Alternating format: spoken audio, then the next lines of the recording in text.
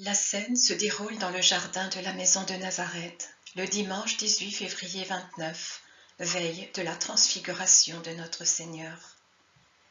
Jésus prend la parole en présence d'une quarantaine de personnes, dont sa mère, sa famille, les apôtres, les femmes disciples, les bergers disciples, le prêtre Jean, Étienne, Hermas, Manahen. Je vous ai voulu ici pour faire connaître Marie. Pour beaucoup d'entre vous, vous connaissez Marie comme mère, certains comme épouse. Mais personne ne connaît Marie comme vierge. Moi, je veux vous la faire connaître dans ce jardin en fleurs, dans lequel votre cœur vient plein de désirs dans les séparations forcées, et comme pour se reposer des fatigues de l'apostolat. Je vous ai écouté parler, vous, apôtres, disciples et parents, et j'ai perçu vos impressions, vos souvenirs, vos jugements sur ma mère. Je vais vous transfigurer tout cela, qui est très admirable, mais encore très humain, en une connaissance surnaturelle. Car ma mère, avant moi, doit être transfigurée aux yeux de ceux qui le méritent le plus, pour la montrer telle qu'elle est.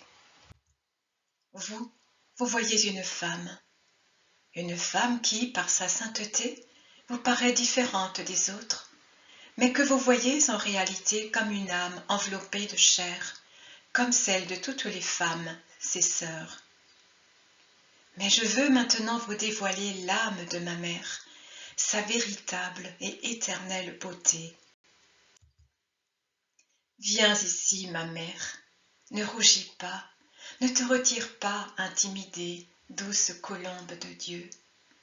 Ton Fils est la parole de Dieu, et il peut parler de toi et de ton mystère, de tes mystères, ô sublime mystère de Dieu. Asseyons-nous ici, à l'ombre légère des arbres en fleurs, près de la maison, près de ta sainte demeure. Voilà, levons cette tenture ondoyante, et qu'il sorte des flots de sainteté et de paradis de cette demeure virginale, pour nous combler tous de toi. Oui, moi aussi. Que je me parfume de toi, Vierge parfaite, pour que je puisse supporter les puanteurs du monde, pour que je puisse voir la pureté de mes yeux débordant de ta pureté. Venez ici, Marziam, Jean, Étienne, et vous, sœurs disciples, bien en face de la porte ouverte sur la chaste demeure de celle qui est la chaste entre toutes les femmes. Quant à vous, mes amis, derrière, et ici à mes côtés, toi, ma mère bien-aimée. Je viens vous parler de l'éternelle beauté de l'âme de ma mère. Je suis la parole, et par conséquent je sais employer les mots exacts. J'ai dit éternel, pas immortel, et ce n'est pas sans intention que je l'ai dit. Est immortel celui qui, une fois né, ne meurt plus. Ainsi, l'âme des justes est immortelle au ciel, l'âme des pécheurs est immortelle en enfer, car l'âme, une fois créée, ne meurt plus qu'à la grâce. Mais l'âme vie existe à partir du moment où Dieu la pense. C'est la pensée de Dieu qui l'a créée. L'âme de ma mère est depuis toujours pensée par Dieu. De ce fait, elle est éternelle dans sa beauté, à laquelle Dieu a octroyé toute perfection pour en tirer délices et réconfort. Il est dit dans le livre de notre aïeul Salomon, qui t'a vu à l'avance et qui est par conséquent ton prophète.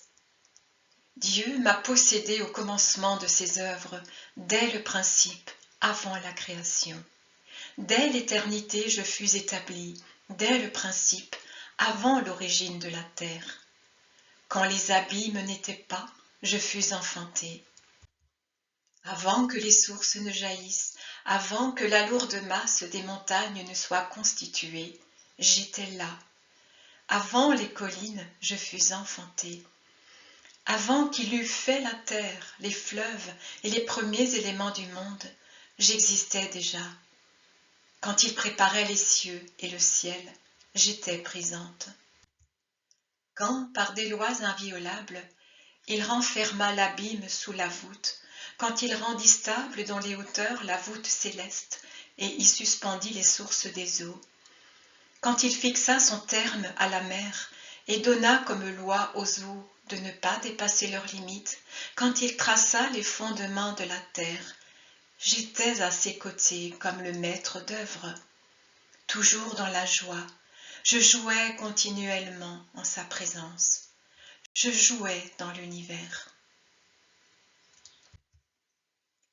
Oui, ô Mère, Dieu, l'immense, le sublime, le vierge, l'incréé, était enceint de toi, et il te portait comme son très doux fardeau, se réjouissant de te sentir t'agiter en lui donnant les sourires dont il a fait la création. Toi qu'il a douloureusement enfanté pour te donner au monde, âme très suave, née de celui qui est vierge pour être la Vierge, perfection de la création, lumière du paradis, conseil de Dieu, tel qu'en te regardant il put pardonner la faute, car toi seul et de toi-même, tu sais aimer comme toute l'humanité rassemblée ne sait pas aimer. En toi est le pardon de Dieu, en toi le remède de Dieu, toi qui es la caresse de l'Éternel sur la blessure que l'homme a faite à Dieu. En toi le salut du monde, mère de l'amour incarné et du Rédempteur qui a été accordé. L'âme de ma mère. Unie au Père dans l'amour, je te regardais en moi, ô âme de ma mère. Et ta splendeur, ta prière, la pensée que tu allais me porter, me consolait pour toujours de mon douloureux destin et des expériences inhumaines de ce qu'est le monde corrompu pour le Dieu absolument parfait. Merci, Mère. Je suis venue déjà comblée de tes consolations. Je suis descendue en te sentant toi seul, ton parfum, ton chant, ton amour. Joie, ma joie. Mais écoutez, vous qui savez maintenant combien est unique la femme en laquelle il n'y a pas de tache, la seule et unique créature qui n'a pas coûté de blessure au Rédempteur, écoutez la seconde transfiguration de Marie, l'élue de Dieu. C'était un paisible après-midi du mois d'Adar, et les arbres étaient en fleurs dans le jardin silencieux. Marie, l'épouse de Joseph, avait cueilli le rameau d'un arbre en fleurs pour remplacer celui qui était dans sa chambre. Éduquée au temple pour orner une maison de saint, Marie était arrivée depuis peu à Nazareth. Elle avait l'âme partagée entre le temple, la maison et le ciel. En regardant le rameau en fleurs, elle pensait que c'était par un rameau pareil que Dieu lui avait signifié sa volonté, un rameau qui avait fleuri d'une manière insolite, un rameau coupé dans ce jardin en plein hiver, et qui avait fleuri comme pour le printemps devant l'arche du Seigneur. Peut-être le soleil Dieu l'avait-il réchauffé en rayonnant sur lui sa gloire. Et elle pensait encore qu'au jour de ses noces, Joseph lui avait apporté d'autres fleurs, mais jamais semblables à la première qui portait, inscrite sur ses pétales légers, « Je veux que tu sois unie à Joseph ». Elle pensait à tant de choses, et ce faisant, elle s'élevait vers Dieu. Ses mains étaient agiles entre la quenouille et le fuseau, et elle filait un fil plus fin que l'un des cheveux de sa jeune chevelure. Son âme tissait un tapis d'amour en passant, agile comme la navette sur le métier, de la terre au ciel, des besoins de la maison et de son époux à ceux de l'âme de Dieu. Elle chantait, elle priait, et le tapis se formait sur le métier mystique. Il se déroulait de la terre au ciel. Il s'élevait jusqu'à se perdre là-haut. Formé de quoi? Des fils fins, solides, parfaits de ses vertus. Du fil qui volait de la navette, qu'elle croyait à elle alors qu'elle appartenait à Dieu. C'était la navette de la volonté de Dieu sur laquelle était enroulée la volonté de la petite, grande Vierge d'Israël, celle que le monde ne connaissait pas, mais que Dieu connaissait, sa volonté enveloppée par celle du Seigneur, et qui ne faisait qu'un avec elle. Et le tapis s'ornait des fleurs de l'amour, de la pureté, des palmes de la paix, des lauriers de la gloire, des humbles violettes, des jasmins odorants. Toutes les vertus fleurissaient sur le tapis de l'amour que la Vierge déroulait de la terre au ciel comme une invitation. Et comme le tapis ne suffisait pas, elle offrait son cœur en chantant « Que mon bien-aimé entre dans son jardin et qu'il goûte du fruit de ses arbres. Que mon bien-aimé descende au parterre des arômes pour se rassasier dans les jardins et pour cueillir des lys. Je suis à mon bien-aimé, et mon bien-aimé est à moi, lui qui se repaît parmi les lys. » Et des lointains infinis, parmi des torrents de lumière, arrivait une voix qu'aucune oreille humaine ne peut entendre, ni aucune gorge humaine exprimer. Elle disait « Que tu es belle, ma bien-aimée, que tu es belle. Tes lèvres distillent du miel. Tu es un jardin bien clos, une source scellée, ô ma sœur, mon épouse. » Et ces deux voix s'unissaient pour chanter l'éternelle vérité. L'amour est plus fort que la mort. Rien ne peut éteindre ou submerger notre amour. Et la Vierge se transfigurait ainsi, pendant que Gabriel descendait et la rappelait avec son ardeur à la terre, réunissait son âme à sa chair pour qu'elle puisse entendre et comprendre la demande de celui qui l'avait appelée sœur, mais qui la voulait épouse.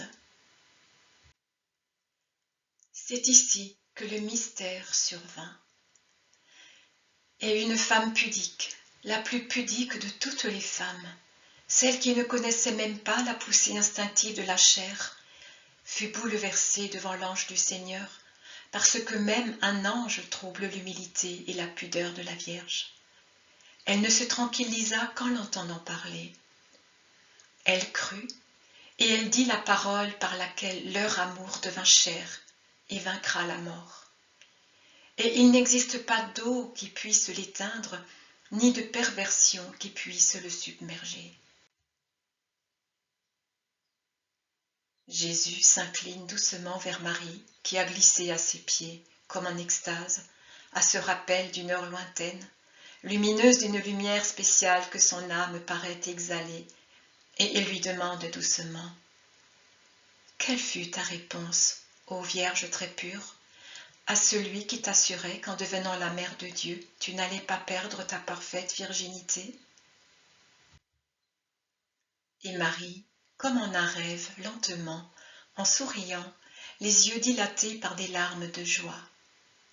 « Voici la servante du Seigneur, qu'il me soit fait selon sa parole. » Puis elle repose sa tête sur les genoux du Fils, en adoration.